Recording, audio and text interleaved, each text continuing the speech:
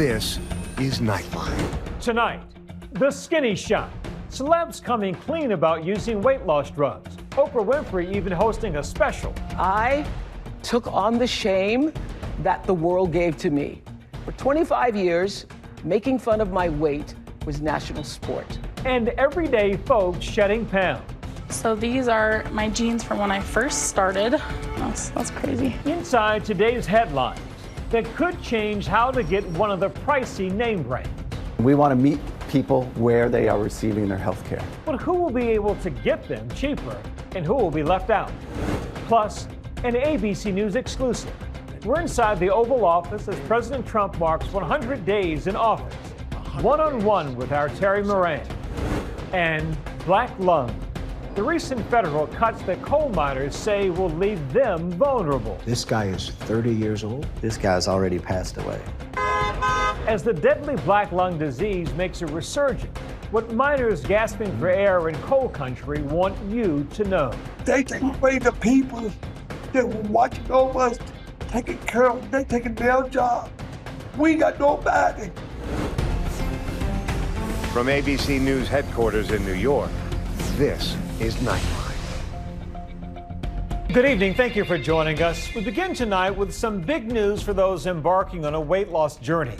Inside, the changes coming to how you get and buy the drugs. But will some people still be priced out? Today, one of the largest makers of weight loss drugs announcing a major move. Now it's $4.99 a month for any dose in the real Wegovy pen. Novo Nordisk collaborating with 3 telehealth companies and lowering the cost of its popular drug, Wegovy. More and more people living with obesity are going to telehealth to seek their health care. And we want to meet people where they are receiving their health care. Millions of Americans have struggled to find affordable GLP-1 drugs, often turning to cheaper, compounded versions or even dangerous counterfeits. The FDA issued an alert saying counterfeits have been found in the U.S. drug supply chain. So many drawn in by Hollywood transformations, from Amy Schumer to Meghan Trainor to Oprah Winfrey, who aired an entire special last year on weight loss drugs. For 25 years, making fun of my weight was national sport. The weight loss can be dramatic. So these are my jeans from when I first started. My goodness, that's crazy.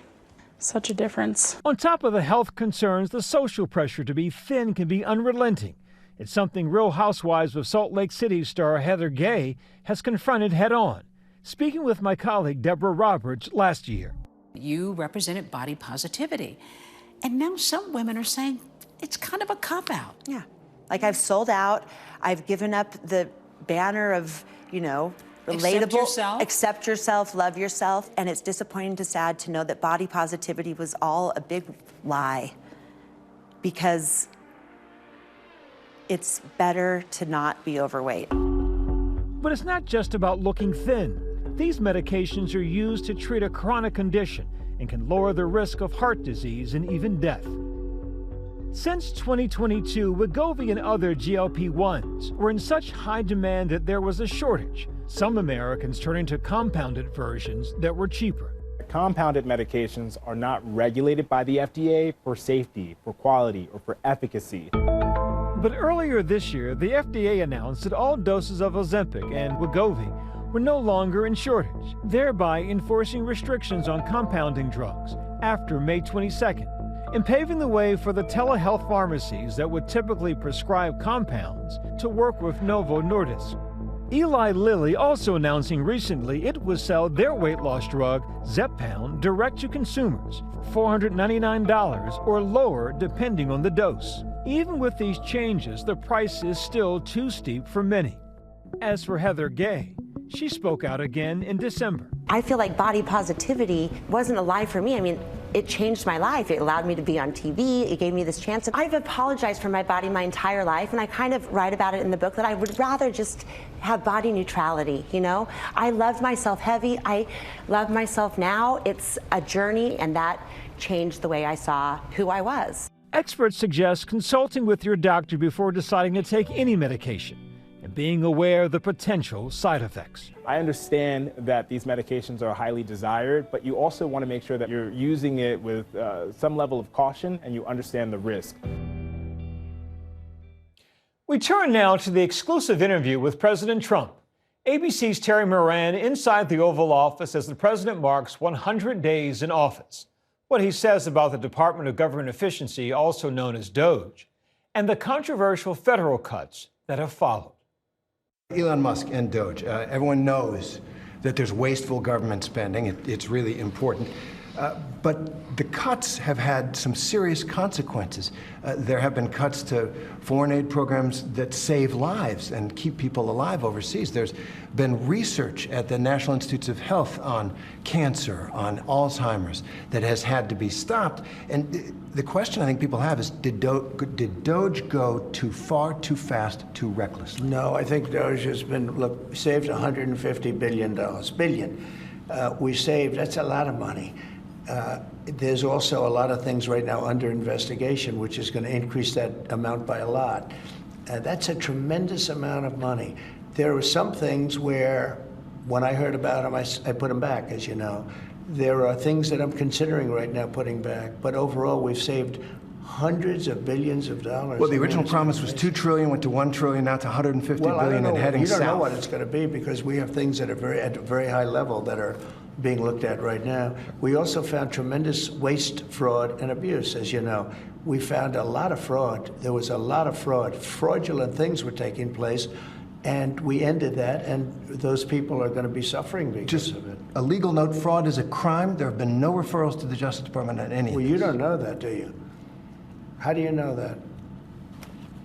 Have there been referrals to the, are there criminal referrals? How would you know that there were no referrals? I think there were referrals. They generally, all right, there's been no investigation from the Justice Department. How do you know that? I'm asking you, sir. No, you're not asking me. You made a statement. You're not now asking I'm asking you. That was a statement that you made. There have been. I'm asking you. Have there been? Yes, there have. So there have been referrals for fraud from the work of there have been. Take a look at some of these things that took place. Billions of dollars were given to people for no reason whatsoever. Of course there have been. You can see the entire interview with President Trump streaming now on Disney Plus and Hulu. Coming up, we travel to coal country for a first-hand look at the impact of federal cuts on coal miners.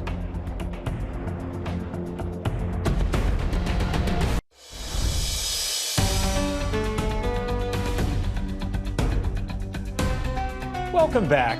In coal country, mining remains a source of pride for generations of families. But for some, it also comes with deadly and dangerous consequences. Black lung disease. The recent gutting of a federal program protecting miners' health has those on the front line sounding the alarm. Here's ABC's Jay O'Brien.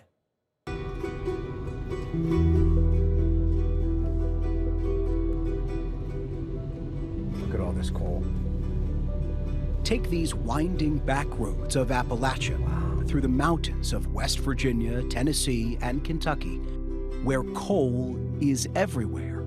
And you'll see where generations of miners have toiled, and where some have paid a severe physical price.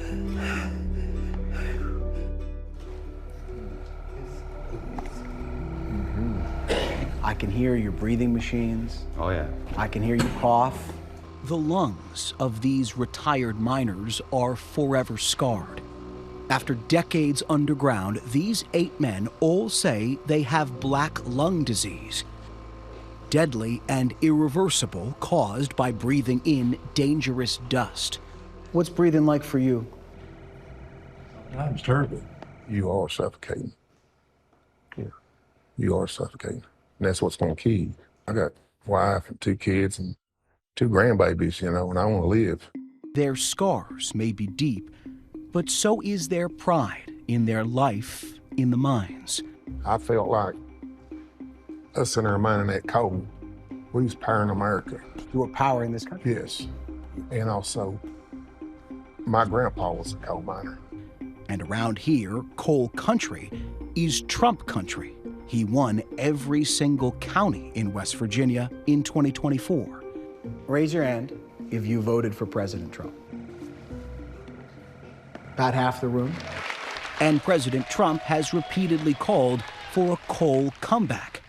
We're going to put the miners back to work, and I said I was going to do this. But in just 100 days, his administration cut 10,000 jobs from the Department of Health and Human Services, gutting the federal program that protects miners from black lung. It also paused enforcement of a new safety rule that would lower the level of dangerous dust in the mines. Does it feel like you sacrificed your health? Yes. Yes. All as coal country is already in the midst of a black lung crisis at its highest level in 25 years. Oh, it's back or even worse than it's ever been. Tonight, we're on the ground with a doctor on the front lines. There are 30-year-olds dying from black lung? And with the laid-off federal workers trying to do what they can to save lives before their jobs are officially gone. There could very well be x-rays that are there that have been taken of men and women who have black lung. We don't have staff to read the x-rays. Clarence, nice to meet you. That's why these men came to talk to us, to speak out for the young miners they fear may not survive a new era of coal. How does it feel to see this administration take those kinds of actions? You're going to see more deaths, people getting killed. You're going to see more explosions. Everybody's going to let their guard down. You think people are going to die younger? Yes. They take away the people that were watching over us, taking care of them. They taking their job. We got nobody.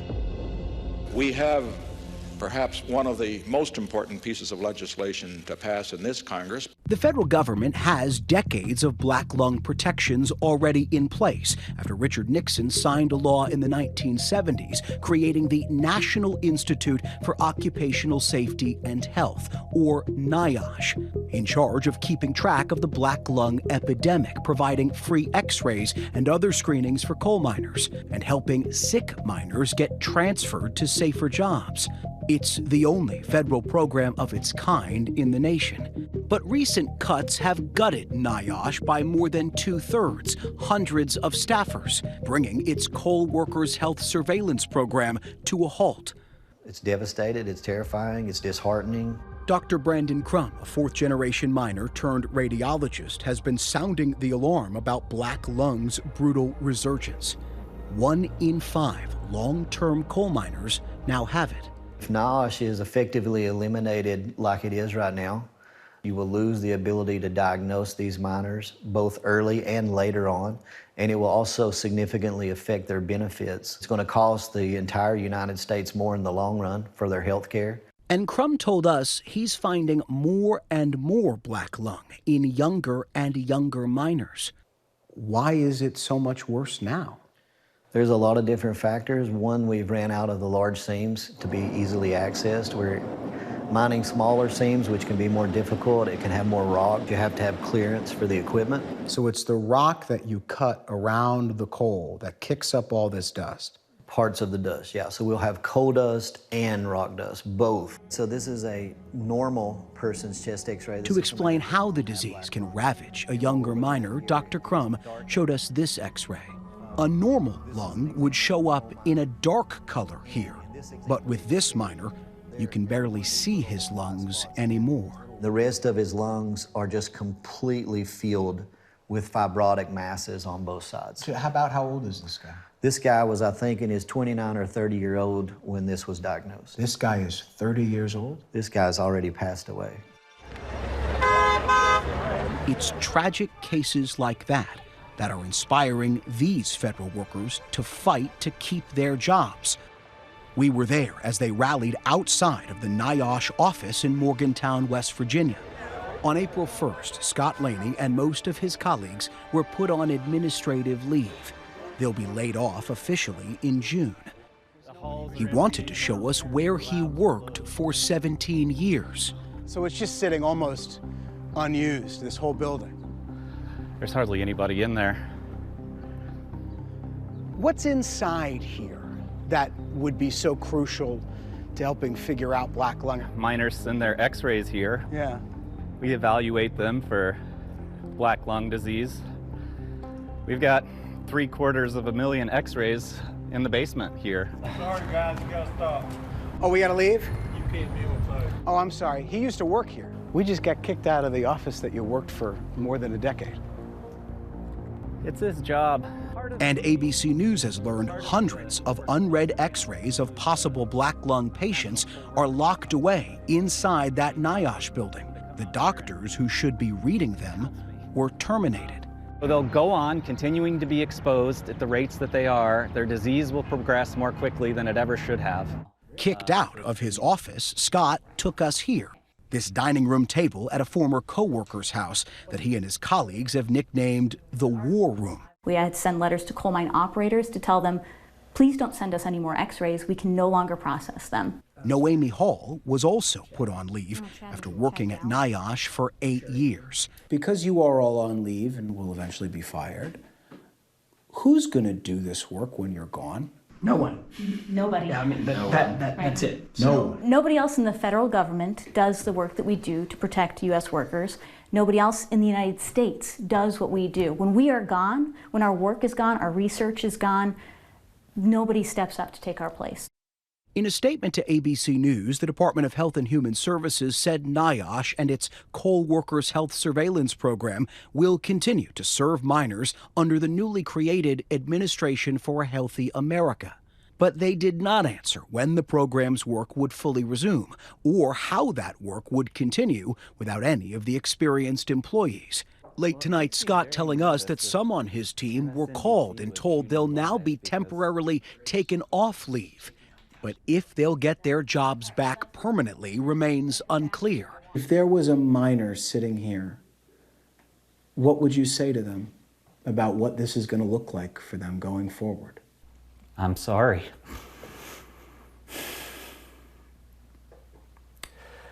I'm sorry for them. I'm sorry for their families. We're not here anymore to provide the resources that we've had for these 57 years. Does it feel like you're breaking a promise to them? It's absolutely a broken promise. Back with that group of retired miners, many of whom supported President Trump, they now have a message for him. If you had President Trump sitting here, what would you say to him about mine safety? You don't take care of the miners, you ain't gonna mine coal. The machine don't run by itself, you know what I'm saying? There is no block of coal worth any man's life or woman's. One of the men, John Robinson, voted for Trump and firmly believes he will reverse the cuts. He's a smart man, and I feel like he'll bring back a lot of workers, but the ones that was laggers or slackers, whatever you want to call them, probably ain't gonna get called back. You have faith that he'll bring back yes. those coal safety programs? I do, I really do. And what if he doesn't? I feel sorry for the miners. Will you think differently of the president if he doesn't bring those protections back? Oh, yeah. Yeah. At 59 years old, he tells us his doctors say he needs a lung transplant. And he hopes the next generation of miners don't end up like him. The day you're born, you start dying. But when you're sick like this, it sort of puts it in fast speed there, overdrive. I may live to be an old man, I hope I do. But the odds is against me. Our thanks to Jay. We'll be right back.